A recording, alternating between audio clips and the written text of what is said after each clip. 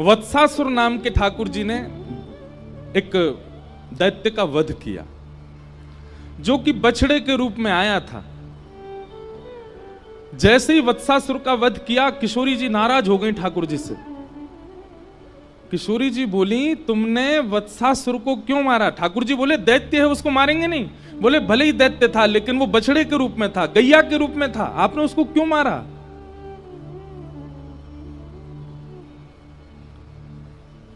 किशोरी जी की ठाकुर जी की नेक नेक नोक झोंक है गई, यही बात सुन।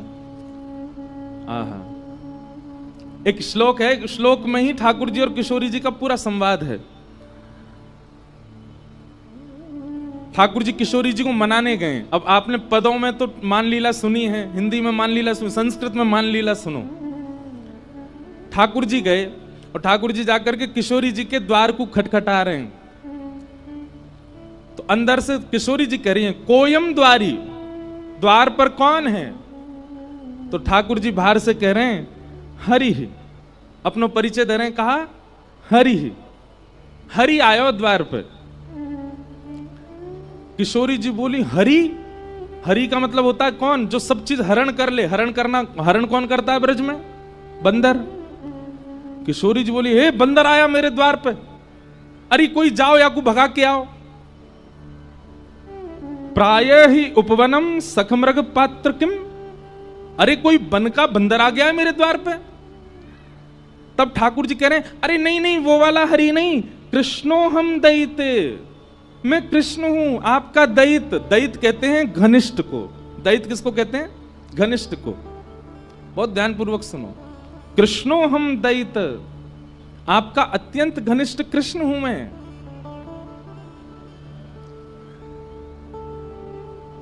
किशोरी जी ने जैसे ही सुनी कृष्ण आया है, अब कृष्ण का मतलब क्या होता है? कृष्ण का मतलब होता है काला।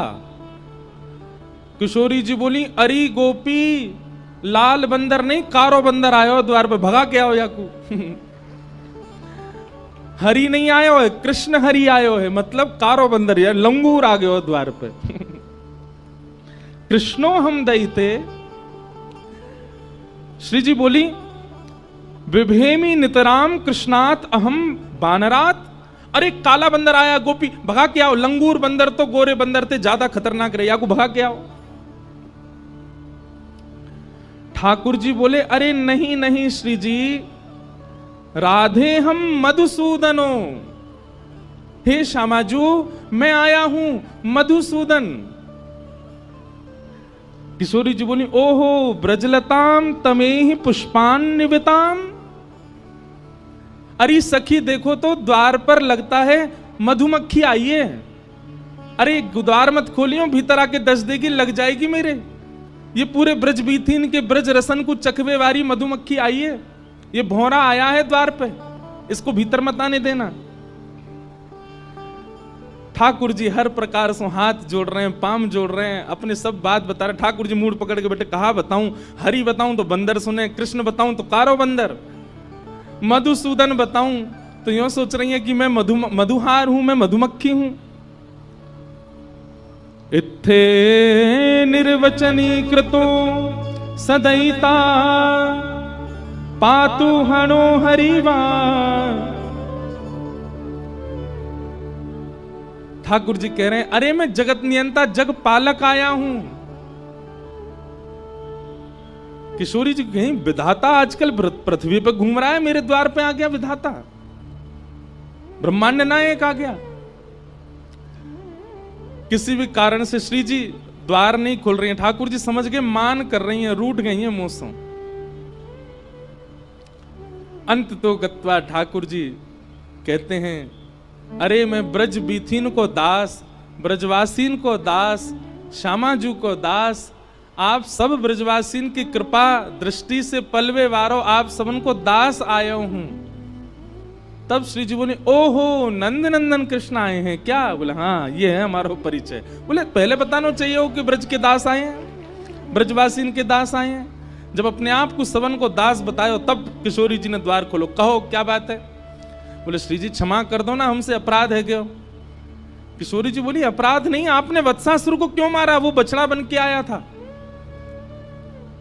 ठाकुर जी बोले आप बताओ मैं कहां करूं, कैसे मेरा अपराध दूर होएगा। श्री जी बोली अब तो एक ही उपाय है। बोले कहा, अपने हाथन के श्रम से, अपने शरीर के श्रम से एक कुंड प्रकट करो, वहां में स्नान करो, और वहां में जब आप स्नान करोगे तब पाप निवृत्त होगे, तब मैं आपको स्वीकार करूंगी। ठाकुर जी ने सुंदर कुंड को निर्माण किया। रोज जाते जा जा करके महाराज कभी बता में ठाकुर जी ने अपने कंगन से, कभी कह में पाम के अंगूठा से छिद्र से खोदनो प्रारंभ कियो, एक सुंदर कुंड को निर्माण किया। वहां में जल को स्रोत प्रकट है गयो, वही है कृष्ण कुंड। ठाकुर जी ने उसने स्नान किया। ठाकुर जी स्नान करके गए, श्री जी से जाके बोले मैंने कुंड भी प्रकट कर दियो, स्नान भी कर लियो, अब तुम को स्वीकार कर लो। किशोरी जी बोली तुम पे भरोसा ना है मुझे, अरे मैंने इतनी मेहनत करके कुंड बनाया, नहाए आयो, अब तो स्वीकार करो। किशोरी जी बोली मुझे भरोसा ना है, मैं अब एक कुंड बनाऊंगी। तब किशोरी जी ने अपने कंगन से खोद करके नवीन कुंड प्रकट कियो, वही को नाम है राधा कुंड। और ठाकुर जी को आज्ञा दी अब या में स्नान करो, या में गोते लगाओ, और या में खड़े है करके फिर क्षमा मांगो ब्रजवासीन सो, गैया सो, तब क्षमा करूंगी। ठाकुर जी ने वहां में स्नान किया, कान पकड़ के क्षमा मांगने लगे। सब ब्रजवासी गैयान से क्षमा मांगी। तब श्री जी ने ठाकुर जी को बाहर लेकर के अपने हृदय से लगाए, वो अब स्वीकार करेंगे। नहीं तो महाराज ठाकुर जी से रूठ गई श्री जी, स्वीकार नहीं कर रही हैं, त्याग कर रही हैं। ऐसी मान लीला ठाकुर जी की चलती रहे श्री जी के साथ में। अभी मन में भाव आ रहे हो, अभी मैं रास्ता में आ रहा हूं तो मैं विपराग जी से बोलो, मैंने कि कई भाव ऐसे हो में लीला के जो कहीं लिखे नहीं हैं पर अपने आप चिंतन में आ जाते हैं। जैसे कोई बिजनेसमैन व्यक्ति है तो उसके चिंतन में इतना बिजनेस चलता रहता है कि वो कुछ ना कुछ इनोवेटिव करता ही रहता है। गायक व्यक्ति है तो इतने स्वर राग उसके मस्तिष्क में घूमते हैं कि कोई ना कोई स्वर उसके चित्त में आता ही रहता है, ऐसा गाऊंगा तो अच्छा लगेगा, ऐसा करूंगा तो अच्छा लगेगा। फिल्म मेकर्स लोग होते हैं वो कुछ ना कुछ स्टोरी बनाते रहते हैं कि ऐसे दिखाएंगे तो लोगों को भाएगा। ऐसे ही कथा करने वाले भी निरंतर चिंतन करते रहते हैं ठाकुर जी का, तो कोई ना कोई भाव प्रकट होता है। एक भाव प्रकट हुआ कि ठाकुर जी ने सब गोपीन के मक्खन चुराए, किशोरी जी को मक्खन नहीं चुराया हो। कभी ठाकुर जी ने किशोरी जी के यहां जाके मक्खन नहीं चुराए होगो का? तब मन में भाव आया कि भाई ये लीला कहीं लिखी तो नहीं है, पर फिर कुछ शब्द लिख करके एक पद बनाया। ठाकुर जी ने किशोरी जी के यहां चोरी कैसे करी होगी, ध्यान से सुनियो। अब वैसे तो आपको चिंतन करना चाहिए, पर फिर भी आंख खोल के ही सुन लो। जब जब भाव लगे तो नेत्र बंद करके उस छवि का दर्शन करना जो यहां लिखा है। आहा, कुंवरी श्यामा मेरी प्यारी श्यामा, दधिमथ सुंदर लागे। मेरी प्यारी श्यामा, दधिमथ सुंदर लागे। सब लोग इधर देखो कैसा है स्वरूप। कीर्ति मैया, राधा रानी की मैया ने किशोरी जी से कही, लाली अब तू बड़ी होती जा रही है ने, घर के काम काज सीख ले। किशोरी जी बोली कहा करूं मैया? बोले अब तू दही मथनो सीख ले, मक्खन निकारे कर, धीरे धीरे घर के काम ने अपने जीवन में ला। तो किशोरी जी आज पहली बार दधी मंथन कर रही हैं। किशोरी प्यारी दधी मथ सुंदर लागे, किशोरी प्यारी दधी मथ सुंदर। तनिक तनिक हाथन सो मथनी, तनिक तनिक तनिक तनिक, तनिक मतलब छोटे, तनिक तनिक हाथन सो मथनी, तनिक तनिक हाथन सो मथनी। तनिक सी भोरी चलावे किशोरी राधे, तनिक सी भोरी दधिमथ सुंदर लागे, किशोरी राधे दधिमथ सुंदर। आज किशोरी जी ने जैसी मथनी पहली बार चलानो प्रारंभ कियो, सबरे ब्रजमंडल की गोपी इकट्ठी है गई, बधाई गायन लगी, नंगाड़े बजन लगे पूरे ब्रजमंडल में। सब पूछन लगे, अरे भैया काय बात के मंगल गाए जा रहे हैं? बोले आज वृषभानु नंदिनी किशोरी जी पहली बार मक्खन निकाल रही हैं। आहा, ब्रजवासीन की भीड़ लगी है, पहलो मक्खन को प्रसाद हमको मिलना चाहिए। लंबी भीड़ लगी है, वृषभानु जी सबको संभाल रहे हैं। बोले चिंता मत करो, लाली मक्खन निकाल तो ले, एक एक बिंदिया, एक एक बिंदी मक्खन सबको मिलेगा प्रसाद में। नंगाड़े की आवाज पहुंच गई कहां? नंदगाम। इतने में दौड़ो दौड़ो मधुमंगल गए और ठाकुर जी के पास। बोले लाला एक नई खबर लेके आया हूं। ठाकुर जी बोले कहा खबर है भैया? बोले बरसाने में नंगाड़े बज रहे हैं। बोले काय बात के नंगाड़े? बोले किशोरी जी मक्खन निकाल रही हैं, पहली बार दही मथ रही हैं। लाला तेने सबरी गोपीन के यहां को मक्खन चुराया हो, कानी भेणी लूली लंगड़ी सबरी गोपीन के मक्खन खाए, परम सुंदरी किशोरी जी को मक्खन नहीं चुराया तो हम काय बात के चोर? ठाकुर जी ने अपनी कारी कमरी उतारी, कमर पे बांधी। बोले सही कह रहा हूं मधुमंगल, यदि किशोरी जी के हाथ की मथी भई दधी ते निकरो भयो मक्खन हमने नहीं पायो तो कहां पायो? मधुमंगल बोलो योजना तो ऐसी है कि किशोरी जी के हाथ से निकरो मक्खन सबसे पहले कुल देवी को पधराया जाएगा। लाला तू कछु कर, कैसे करके वह माखन को खाए के आ। हमारे लाल जी पे मैं एक बात कहूं, कछु करनो आवे चे नहीं आवे, एक काम बहुत बढ़िया आवे। कहा छोरी बननो बहुत बढ़िया आवे। नेक में ही अपने केस खोल दिए, आंखन में काजल लगा लियो, मुख पे लालिमा लगा ली और सोई महाराज कोई छोटी सी गोपी की बढ़िया सुंदर पोशाक ले आए, नीचे पहनी, ऊपर चुनरी डाली, हाथन में छोटी छोटी चूड़ी पहनी। नेक से सेठ ठाकुर जी ज्यादा से 4-5 साल के होंगे।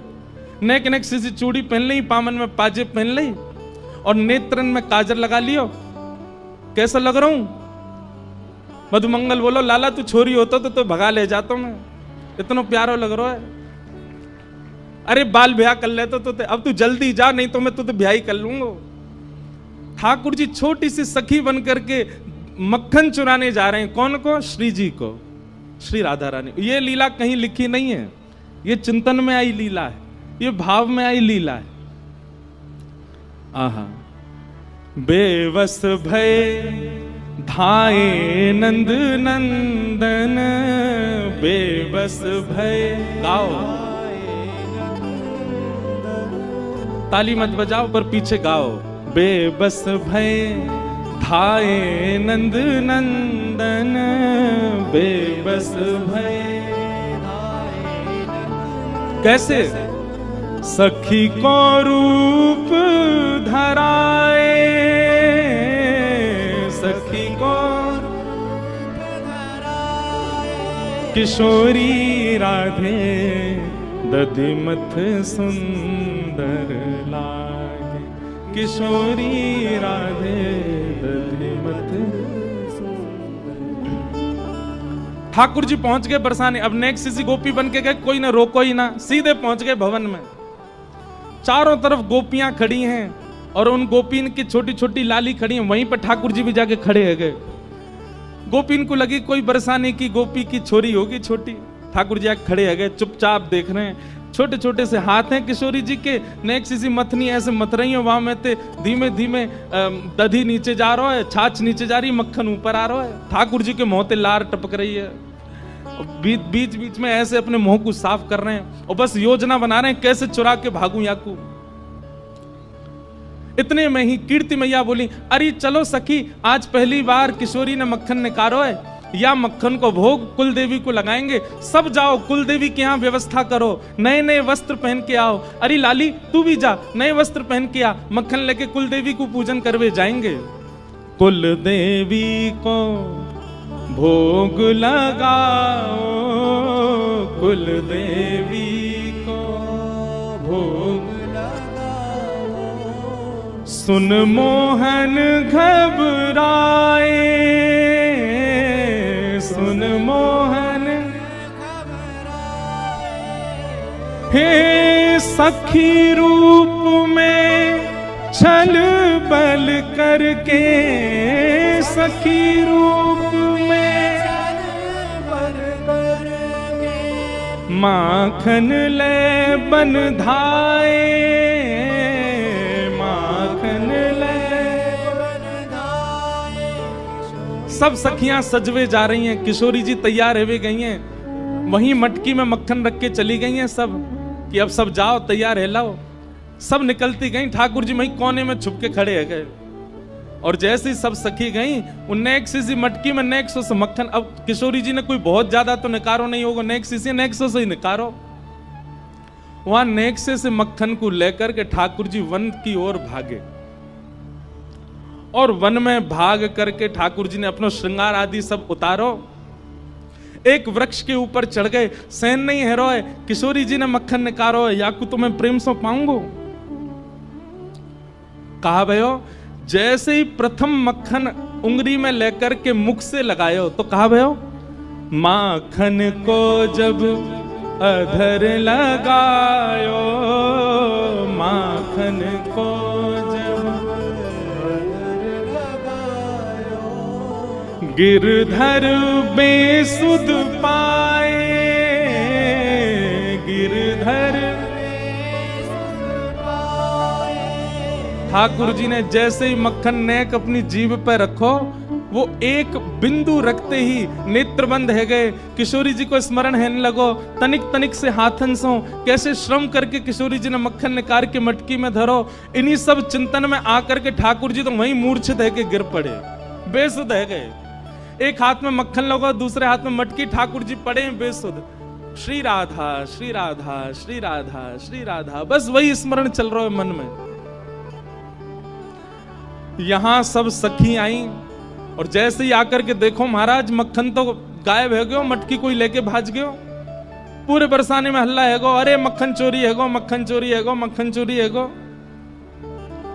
किशोरी जी बोली, मक्खन लेके कौन चलोगो? किशोरी जी के तो नेक नेक अश्रुबिंद आ गए, पहली बार मक्खन निकालो वो कोई लेके भाज गो।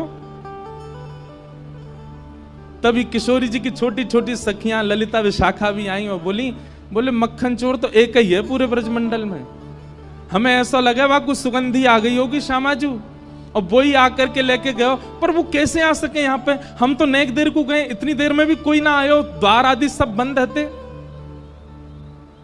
विशाखा बोली, अरे बड़ो छग्म भेषी है, नेक में ही गोपी बन जाए, कुछ तनिक सी छोरी बन के आएगो होगो लेके भाजगो, मैं सब जानू वाकू। श्यामाजू आप तो चलो नंदगाम के मार्ग पर चलें, वन में ढूंढेंगे मिल जाएगा। और किशोरी जी सब सखीन के संग गईं, और तभी कहा देखो एक कदम वृक्ष के नीचे ठाकुर जी ने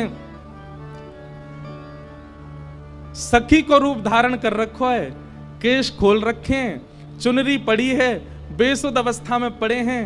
ठाकुर जी को नीचे छोटा सा लहंगा, लहंगा के नीचे छोटे छोटे पावन में छोटे छोटे नूपुर, हाथन में चूड़ी, और ऐसे मुखमंडल की कांति देख करके सब सखी पहले तो बेहोश कन्हैया की बलैया ले रही, कितने प्यारे लग रहे हैं। मुख पे मक्खन लगो, दूसरे हाथ में छोटी सी हंडी में मक्खन रखो है। किशोरी जी बोली, देखो यहाँ पड़े हैं चोर, और लेके भाज गए, पता ना यहाँ सो कैसे गए। किशोरी जी ने जाकर के ठाकुर जी के मस्तक पर जैसे ही भुजा रखी, ठाकुर जी होश में आए। सब सखी बोली, हे श्यामाजू आपके हाथ से निकसों मक्खन पावे की सबन की इच्छा, परंतु ये तो है ही ना सके कि आप कछु बनावे और श्याम सुंदर पहले नहीं पावे। अब श्याम सुंदर ने अधर पर धारण कर ही लियो है, हम सब सखीन की बड़ी अभिलाषा है कि आपको प्रसाद हमें मिले, तो आप कृपा करो यही मक्खन जो श्याम सुंदर के अधर पर लगो है, आप अपनी भुजा से लेकर के हम सब सखीन को बांट दो। और ठाकुर जी के मुख पे लगो मक्खन ही सब सखीन में बांट दियो, और या तरीका से किशोरी जी के हाथ से निकसो हुए मक्खन ठाकुर जी ने प्रसादी करके पूरे ब्रजमंडल में बंटवायो है। बोलो बाल कृष्ण लाल की, किशोरी राधे दधिमथ सुंदर लाल, किशोरी राधे दधिमथ सुंदर। ऐसी ठाकुर जी की अब वृंदावन आने के बाद में ये निकुंज लीला प्रारंभ हो गई है। किशोरी जी के साथ मान लीला, किशोरी जी के साथ में दान लीला, किशोरी जी के साथ में अद्भुत अद्भुत लीलाओं को ठाकुर जी प्रकट कर रहे हैं।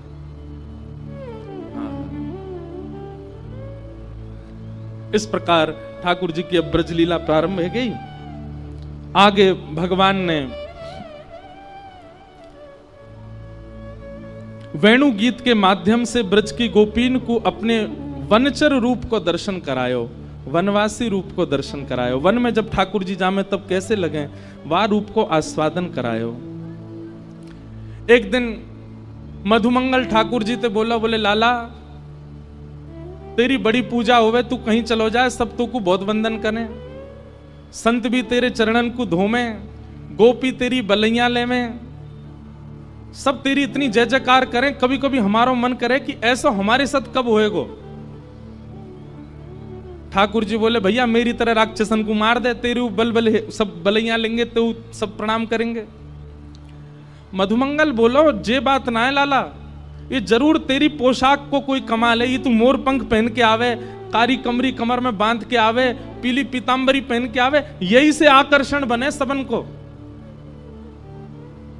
ठाकुर जी बोले तो कहा करोगे? बोले कल मैं हूं ऐसे पहन के आऊंगा। और दूसरे दिन मधुमंगल भी ठाकुर जी की तरह पगड़ी बांध के, वहां में मोर पंख लगा के, कमर में काली कमरिया बांध के, और बढ़िया ठाकुर जी की तरह बैजंती माला पहन के, और जैसे ठाकुर जी टेढ़ी मेढ़ी चाल चले ऐसे चलतो भयो, वंशी बजातो भयो, मधुमंगल आगो। ठाकुर जी बोले मधुमंगल क्या कर रहा है? बोले लाला अब तेरी तरह मैं हूं डोले करूंगा, सब मेरू बलैया ले करेंगे, मेरू आरती करेंगे। ठाकुर जी बोले बाबड़ो है, अपने रूप में रहे, दूसरे की नकल का करे ना है लाला, मैं हूं पुजवाऊंगा, मैं हूं गोपीन से बलैया लबाऊंगा अपनी। ठाकुर जी बोले करवा ले। ठाकुर जी बोले मैं तो जा रहा हूं जमुना स्नान को, और यमुना स्नान करने के लिए ठाकुर जी गए। ठाकुर जी ने सबरी पोशाक उतार दी अपने। इतने में ही केसी नाम को राक्षस वाकु कंस ने भेजो ब्रजमंडल। केसी ने कही आपके शत्रु कृष्ण का हुलिया बताओ। कंस बोलो मोर पंख पहने, कमर में काली कमरी बांधे, बंसी बजावे, टेढ़ी मेढ़ी सी चाल चले, वो ये मेरा शत्रु। केसी बोला अभी रुको मैं जाके देख के आता हूं। केसी राक्षस जैसे ठाकुर जी तो स्नान कर रहे थे जमुना जी, मधुमंगल डोल लो बाहर। इतने में ही केसी राक्षस आयो, मधुमंगल के पीछे ही भागो। मधुमंगल बोलो लाला बचाइयो, लाला बचाइयो, लाला बचाइयो, देख कौन आयो। इतने में ही ठाकुर जी जमुना जी ने करके आए, एक मुष्टिक प्रहार करके केसी को मार दियो। मधुमंगल बोलो लाला तू मोर पंख पहन के चले, सब तेरी बलैया ले में, सब तू को प्रणाम करें। मैंने मोर पंख कहा पहनो, राक्षस पड़ गए मेरे पीछे तो। ठाकुर जी बोले दूसरे की नकल ना कर, तू जैसा तू वैसा ही रहे मधुमंगल, तू काय को मेरे रूप को धारण करे। आज तो बच गयो, जल्दी मोर पंख उतार दे, कल कोई और आ जाएगा। ये उन लोगों के लिए जो बहुत जल्दी भगवान बनने की कोशिश करते हैं। नेक पुजबे के बाद में उनके मन में आ जाती है हम भगवान से कम थोड़े ही हैं, हमारे इतने फॉलोअर्स हैं, हमको इतने चाहने वाले लोग हैं, हम भगवान से कम थोड़े ही हैं। ठाकुर जी को का उतना राक्षस आ गए हो ना, रोते फिरेंगे हम भगवान। कैसे ठाकुर जी हमारे ब्रज में गाते हैं, मुकुट तेरो टेढ़ो वृंदावन तेरो टेढ़ो, मुकुट तेरो टेढ़ो, मुकुट तेरो टेढ़ो, लकुट तेरी टेढ़ी, मुकुट तेरो टेढ़ो, अरे हाँ रे लाला टेढ़ी रे, अरे हो रे लाला टेढ़ी रे, अरे हाँ रे लाला टेढ़ी रे, श्याम तेरे मुख की मुरलिया, हाँ श्याम हाँ टेढ़ी टेढ़ी रे, हाँ रे लाला टेढ़ी रे, श्याम तेरे तिरछी नजरिया, टेढ़ी टेढ़ी रे, हाँ रे लाला टेढ़ी रे, श्याम तेरे तिरछी नजरिया, हाँ श्याम टेढ़ी रे हारे लाला टेढ़ी रे श्याम तेरी तिरछी नजरिया। और क्या कह रहे हैं? गोपी सब टेढ़ी और ग्वाल सब टेढ़े, गोपी सब टेढ़ी और ग्वाल सब टेढ़े, गोपी सब टेढ़ी और ग्वाल सब टेढ़े, गोपी सब टेढ़ी और ग्वाल सब टेढ़े। अरे हाँ रे लाला टेढ़ी रे, अरे हार लाला टेढ़ी रे, अरे हो रे लाला टेढ़ी रे, अरे हो रे लाला टेढ़ी रे, अरे हाँ रे लाला टेढ़ी रे श्याम तेरे यशोदा डुकरिया। हाँ श्याम हाँ टेढ़ी रे हारे लाला टेढ़ी रे श्याम तेरी यशोदा डुकरिया। भक्त सब टेढ़े भगतानी सब टेढ़ी, भक्त सब टेढ़े भगतानी सब टेढ़ी। आप विश्व में हर देवता के उपासक भक्तों से मिलो, पर हमारे कन्हैया के उपासक भक्तन से मिलो, अजीब ही होंगे, अलग ही हैं सबंस हों। बिना बात के रोते भय मिलेंगे, बिना बात के व्याकुल मिलेंगे, बिना बात के ब्रज रज बताओ, मट्टी लगाए डोले हैं अपने सिर पे, वो दुनिया के लिए मट्टी है, उनके काजे तो श्री कृष्ण रज है। भूखे प्यास रह लेंगे, संत जनन के पीछे पीछे डोलेंगे। हमारे वृंदावन में आकर के देखो कैसे ब्रह्मचारी बनकर के, कैसे विरक्त बनकर के, बैरागी बनकर के रहते हैं भक्त। क्यों? भक्त तेरे टेढ़े भगतानी सब टेढ़ी, भक्त सब टेढ़े भगतानी सब टेढ़ी। भक्त सब टेढ़े भगतानी सब टेढ़ी, भक्त सब टेढ़े भगतानी सब टेढ़ी। अरे हाँ रे लाला टेढ़ी रे, अरे हार लाला टेढ़ी रे, अरे हो रे लाला टेढ़ी रे, अरे हो रे लाला टेढ़ी रे, अरे हाँ रे लाला टेढ़ी रे श्याम तेरे प्रेम की नगरिया। आओ श्याम हारे टेढ़ी रे हारे लाला टेढ़ी रे श्याम तेरी तिरछी नजरिया।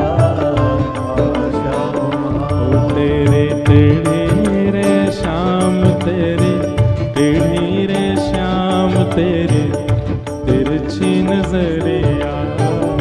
हाँ श्याम टेढ़ी टेढ़ी रे हारे लाला टेढ़ी रे श्याम तेरी तिरछी नजरिया।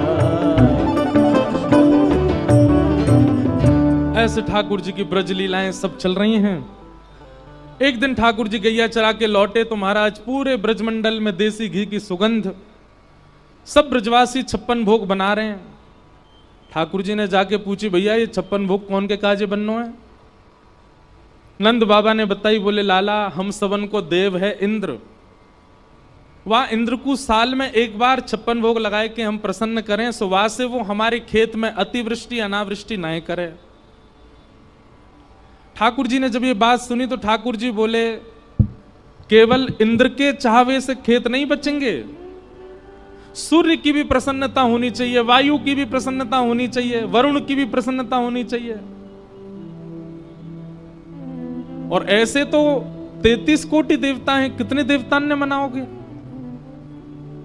ब्रजवासी बोले, लाला तो हम कहा करें? बोले 33 करोड़ देवतान के एक मूल आधार हमारे ब्रजमंडल में श्री गोवर्धन नाथ है। इनको पूज लो तो सारे देवतान की पूजा है जाए। ब्रजवासी बोले, लाला हम तेरी बात कैसे माने? नेक्स्ट 6.5-7 वर्ष को तेरे कहे थे हम बरसंत चली पूजा कैसे छोड़ दें? ठाकुर जी बोले, तुमने कभी इंद्र के दर्शन किए? ब्रजवासी बोले, ना। इतने वर्षन से सेवा करते आए, इंद्र के कभी दर्शन ना भय, लेकिन मैं वचन दे रहा हूं गिरिराज जी की सेवा करवे चलो, गिरिराज जी प्रकट है के दर्शन देंगे। तो देव दर्शन के प्रलोभन में ब्रजवासी 56 भोग लेकर के गोवर्धन गए और ठाकुर जी गिरिराज जी लेकर के गए और वहां जाकर के समस्त ब्रजवासी ने 56 भोग ठाकुर जी को पधराए।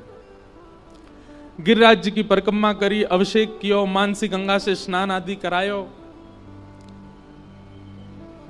तभी इंद्र को पतो चली कि मेरी पूजा ब्रजवासी ने बंद कर दी। ये कल कथा का क्रम था, इसलिए हम आज सूक्ष्म में कह रहे हैं। इंद्र ने मेघमालाओं को आज्ञा करके कहा कि जाओ ब्रजमंडल पर इतनी वर्षा करो पूरा ब्रजमंडल डूब जाए। और काली काली मेघमालाओं ने आकर के पूरे ब्रजमंडल को घेर लिया, घनघोर वर्षा होने लगी। त्राहिमाम कह के ब्रजवासी भाग रहे हैं। हम तो पहले ही मना कर रहे, इंद्र की पूजा बंद मत करो। नेक्स्ट सो लाला या की बात मान करके सबन ने ये गिरिराज जी पूज दिए, है को इंद्र नाराज। ठाकुर जी बोले देखो भक्ति में चाहे जो बात आ जाए, अविश्वास कभी नहीं आना चाहिए। बहुत ध्यान से सुनिए, आपके साथ घटने वाली घटना से कभी आपके चित्त में ऐसी भावना आ जाती है कि भगवान ने मेरे साथ उचित नहीं किया, ये सबसे बड़ा अपराध है भक्ति में। आप उनसे पूछा कीजिए जिनको जन्म से नेत्र ही नहीं मिले हैं, आप उनकी ओर देखा कीजिए जिनके जन्म लेते ही माता पिता भी कई बार चल बसते हैं। कई बालक ऐसे हैं जो जन्म से चल भी नहीं पाते, जिनका जन्म ही ऐसे परिवार में हुआ जहां एक समय की रोटी मिलती है। शिकायतें यदि करनी हो तो वे लोग करें ठाकुर जी से।